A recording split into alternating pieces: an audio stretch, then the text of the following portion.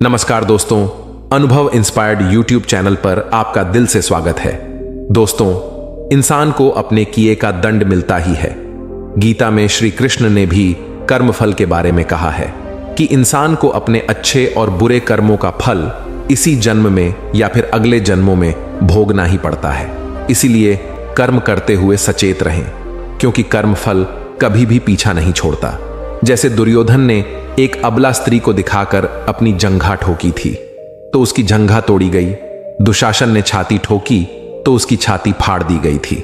महारथी कर्ण ने एक अबला स्त्री के अपमान का समर्थन किया था तो श्री कृष्ण ने असहाय दशा में ही उसका वध कराया था।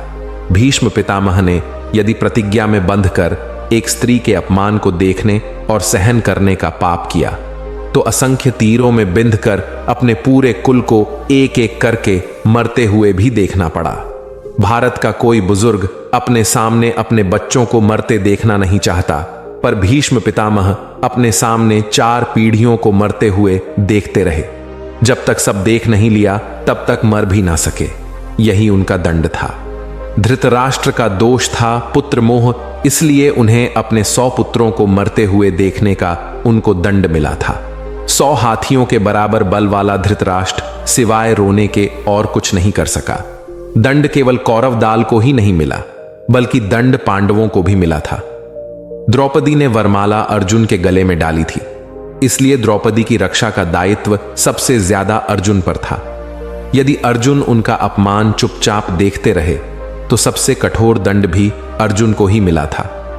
अर्जुन पितामह भीष्म को सबसे अधिक प्रेम करते थे, तो श्री कृष्ण ने अर्जुन के ही हाथों भीष्म पितामह को निर्मम मृत्यु दिलाई। अर्जुन रोते रहे पर तीर चलाते रहे। आपको क्या लगता है, अपने ही हाथों अपने अभिभावकों भाइयों की हत्या करने की ग्लानि से अर्जुन कभी मुक्त हुए होंगे? नहीं, वो जीवन भर तड़पे होंगे। यही उनका दंड था। युधिष्ठिर ने भी स्त्री को दांव पर लगाया तो उन्हें भी दंड मिला। कठिन से कठिन परिस्थितियों में भी सत्य और धर्म का साथ नहीं छोड़ने वाले युधिष्ठिर ने युद्ध भूमि में झूठ बोला और उसी झूठ के कारण उनके गुरु की हत्या हुई। यह एक झूठ उनके सारे सत्यों पर भारी रहा। धर्मराज के लिए इससे बड़ा दंड और क्या होगा। दुर्योधन को गदा युद्ध सिखाया था स्वयं बलराम ने।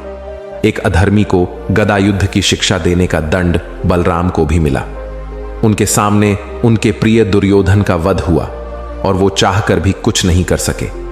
उस युग में 2 योद्धा ऐसे थे जो अकेले सभी को दंड दे सकते थे, कृष्ण और बर्बरीक। लेकिन कृष्ण ने ऐसे कुकर्मियों के विरुद्ध शस्त्र उठाने तक से इनकार कर दिया और बर्बरीक को युद्ध को उतरने तक से ही रोक दिया। लोग पूछते हैं कि बर्बरीक का वध क्यों हुआ। यदि बर्बरीक का वध नहीं हुआ होता तो द्रौपदी के अपराधियों को दंड नहीं मिल पाता। कृष्ण युद्ध में विजय और पराजय तय करने के लिए नहीं उतरे थे। कृष्ण इन अपराधियों को दंड दिलाने के लिए ही कुरुक्षेत्र में उतरे थे। कुछ लोगों ने कर्ण का बहुत महिमा किया है कि कर्ण के साथ बहुत गलत हुआ, लेकिन सुनिए, कर्ण कितने भी बड़े योद्धा क्यों ना रहे हों, कितने भी बड़े दानी क्यों ना रहे हों, एक स्त्री के वस्त्र हरण में सहयोग का पाप इतना बड़ा है कि उसके समक्ष सारे पुण्य छोटे पड़ जाएंगे। स्त्री कोई वस्तु नहीं कि उसे दांव पर लगाया जाए। कृष्ण के युग में 2 स्त्रियों को बाल पकड़कर घसीटा गया। देवकी के बाल पकड़े कंस ने और द्रौपदी के बाल पकड़े दुशासन ने। श्री कृष्ण ने खुद दोनों के अपराधियों को उनके कर्मों का फल दिया। किसी स्त्री के अपमान का दंड अपराधी के नाश से ही पूरा होता है, भले ही वह अपराधी विश्व का सबसे शक्तिशाली व्यक्ति क्यों ना हो। रावण ने भी स्त्री का ही अपहरण किया था, जिस कर्म का फल रावण को भी भोगना पड़ा। दोस्तों, इसलिए कहा गया है कि सारा खेल कर्मों का है। इसलिए अपना हर एक कर्म बहुत ही सोच विचार कर करना चाहिए। एक महिला को यमराज मिले, लेकिन वह उन्हें पहचान नहीं सकी। उसने यमराज को पानी पिलाया। इसके बाद यमराज ने महिला से कहा कि मैं तुम्हारे प्राण लेने आया हूं, लेकिन तुमने मुझे पानी पीने के लिए दिया, इस कारण मैं तुमसे खुश हूं। तुम्हें एक अवसर देता हूं, तुम अपना भाग्य बदल सकती हो। यह कहकर यमराज ने एक पुस्तक महिला को दी और कहा कि इस पुस्तक में तुम्हारे नाम का एक पृष्ठ है, वहां तुम अपने लिए जो चाहती हो वह लिख सकती हो। जैसा लिखोगी वैसा ही होगा। महिला ने पुस्तक हाथ में ली और जैसे ही उसे खोला तो उसमें लिखा था कि तुम्हारी सहेली को खजाना मिलने वाला है। महिला ने वहां लिख दिया कि उसे खजाना ना मिले। अगला पृष्ठ खोला तो उस पर लिखा था कि तुम्हारी पड़ोसन का पति राजा का मंत्री बनने वाला है। महिला ने वहां लिख दिया कि वह मंत्री ना बने। कुछ ही देर में उसे अपने नाम का पृष्ठ मिला। वह खुद के लिए अच्छा अच्छा लिखने के लिए सोचने लगी, लेकिन जैसे ही वह लिखने वाली थी, यमराज ने वह पुस्तक ले ली। यमराज ने महिला से कहा कि अब तुम्हारा समय खत्म हो गया है। तुम दूसरों का बुरा करने के चक्कर में खुद का भला नहीं कर सकी। महिला को पछतावा होने लगा कि उसने सुनहरा अवसर खो दिया। इसके बाद यमराज ने उस महिला के प्राणों का हरण कर लिया। इस कथा की सीख यह है कि काफी लोग दूसरों का बुरा सोचते रहते हैं, मौका मिलने पर दूसरों का बुरा करते हैं। इस चक्कर में वे कई बार खुद का भला करने का अवसर खो देते हैं। हम दूसरों का भला ना कर सके तो कम से कम किसी का बुरा भी नहीं करना चाहिए। यही सच्ची मानवता है। अगर वह महिला अपनी मित्र और पड़ोसी का बुरा नहीं सोचती तो खुद का भाग्य बदल सकती थी, लेकिन उसने पहले दूसरों का बुरा करने की सोची और खुद के प्राण नहीं बचा सकी। एक बार की बात है, शालवन नगर के राजा सोमक के कोई संतान न थी। वे संतान प्राप्ति के लिए बड़े आतुर थे। जिसे किसी इंसान को लौकिक पदार्थ की अत्यंत तृष्णा होती है और उसे पाने के लिए विवेक छोड़ देता है, उस मनुष्य को या तो वह वस्तु प्राप्त ही नहीं होती, या होती है तो बड़े बुरे और विकृत प्रकार की प्राप्त होती है, क्योंकि तृष्णा और अविवेक की आसुरी छाया पड़ने के कारण उसमें तामसी तत्व मिल जाते हैं। इसलिए उस वस्तु की आकृति बड़ी कुरूप हो जाती है। आखिर सोमक को एक पुत्र प्राप्त हुआ, पर वह अत्यंत लालसा और तृष्णा के कारण एक जंतु की तरह था। सारे अंग उसके बड़े और अजीब थे। कोई अंग किसी जंतु से मिलता जुलता था तो कोई किसी से स्त्री के पेट से पैदा हुआ। यह पशु रूपधारी बालक एक विचित्र आकृति का था। उसे देखने के लिए दूर दूर से लोग आते रहे। ऐसे पुत्र को पाकर राजा को संतोष तो ना हुआ, पर वो आखिर अपना पुत्र था। ज्यों-ज्यों करके उसका लालन पालन होने लगा। बालक बढ़ने लगा। कौतूहलवश रानियां उसे खेल खिलाती और उसके भोलेपन पर मुग्ध हो जाती। कुछ दिन में यही बालक सारे लोगों का प्रिय पात्र बन गया। अब राजा भी उसे बहुत स्नेह करने लगे। कहते हैं कि तृष्णा 100 मुख वाली होती है। एक मुख को तृप्त कर दिया जाए तो अन्य मुखों को भूख सताती है। इन सबको एक साथ तृप्त कर देना कठिन है। सोमक को बहुत पुत्रों की लालसा थी। वे इस एक जंतु से संतोष ना कर सके। उपायों की ढूंढ खोज करते करते अंत में उनकी एक तांत्रिक से भेंट हुई, जो वाम मार्ग की अघोर साधनाओं के संबंध में अनेक अनुष्ठानों की मर्म उपासनाओं में पारंगत हो चुका था। राजा ने उसे प्रसन्न करके इस बात के लिए रजामंद कर लिया कि अनुष्ठान द्वारा उसे 100 पुत्र प्राप्त करा देगा। उस अनुष्ठान में वर्तमान पुत्र को बलिदान करने की शर्त थी। राजा खुशी खुशी इसके लिए तैयार हो गया। अनुष्ठान हुआ। अंत में उस निरपराध जंतु को बलि देने के लिए उपस्थित किया गया। रानियों ने उसे इतने स्नेह से पाला था। इस प्रकार उस पोष्य पुत्र की हत्या होते देखकर वे सभी विलाप करने लगी। सगी माता तो बेहोश होकर गिर पड़ी। फिर भी राजा का कार्य न रुका। मुझे और चाहिए, बहुत चाहिए कि सन्निपात में ग्रसित राजा ने बालक का गला काट डाला।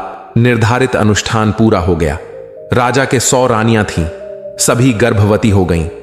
1 वर्ष के अंदर सभी ने पुत्र प्रसव किए।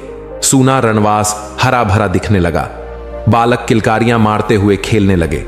राजा की तृष्णा के चलते सब पर संतोष की कुछ बूंदें पड़ती दिखाई देने लगी। नगर के धर्मात्मा पुरुष इस घटना से चिंतित होने लगे। प्रश्न और संदेहों के तूफान उनके मन में उठने लगे। अधर्म और अन्याय से जब ऐसे सुंदर परिणाम उपस्थित हो सकते हैं और बेचारे धर्म को निष्फल पाकर कोई उसे टके सेर नहीं पूछता, क्या सचमुच धर्म व्यर्थ है और अधर्म से इच्छित फल प्राप्त होते हैं? इन संदेहों के साथ साथ नास्तिकता के बीज जमने लगे। ईश्वर के यहां देर है, अंधेर नहीं। बुरे का बुरा और अच्छे को अच्छा फल तो अवश्य मिलता है, पर कुछ देर हो जाती है। यही इस माया का गोरख धंधा है। यदि काम का तुरंत फल मिल जाता तो सारा संसार धर्मात्मा हो गया होता। इच्छा, रुचि, स्वतंत्रता और कर्तव्य की, तब तो कोई आवश्यकता ही ना रहती।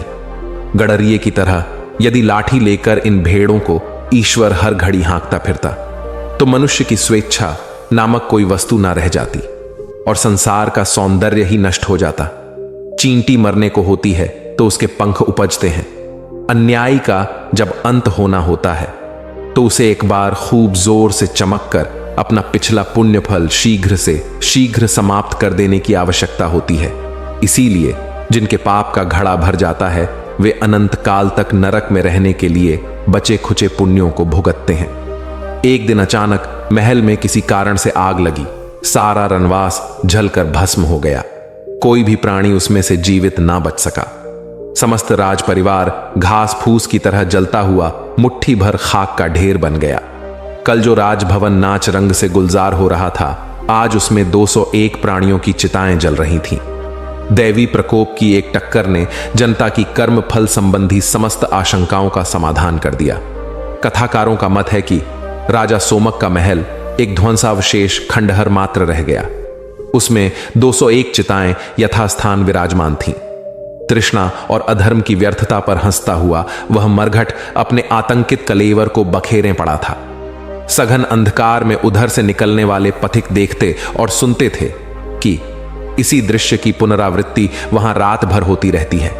जब वे दोनों थक कर चूर चूर हो जाते हैं तो वहीं जंतु पुत्र शीतल जल की कुछ बूंदें उनके ऊपर छिड़क जाता है।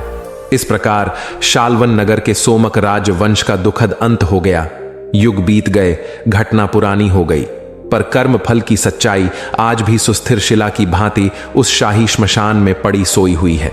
ग्रंथों में लिखा गया है, जीव मात्र को अपने कर्मों का फल इसी जीवन में भोगना पड़ता है, और यदि इस जन्म में यह नहीं हो पाया तो अगले जन्म में तो निश्चित ही भोगना पड़ेगा। अब यह कथन आपके मन में डर उत्पन्न करता है और आप कोई भी कर्म करने से पहले सोच विचार कर अच्छे कर्म को चुनते हैं, तो यह आपके हित में ही है। आशा है दोस्तों आज की कहानी आपको पसंद आई होगी। इस वीडियो को जरूर शेयर करें और ऐसी ही कहानियां सुनने के लिए आप हमारे चैनल को सब्सक्राइब कर सकते हैं। हमेशा खुश रहिए। धन्यवाद।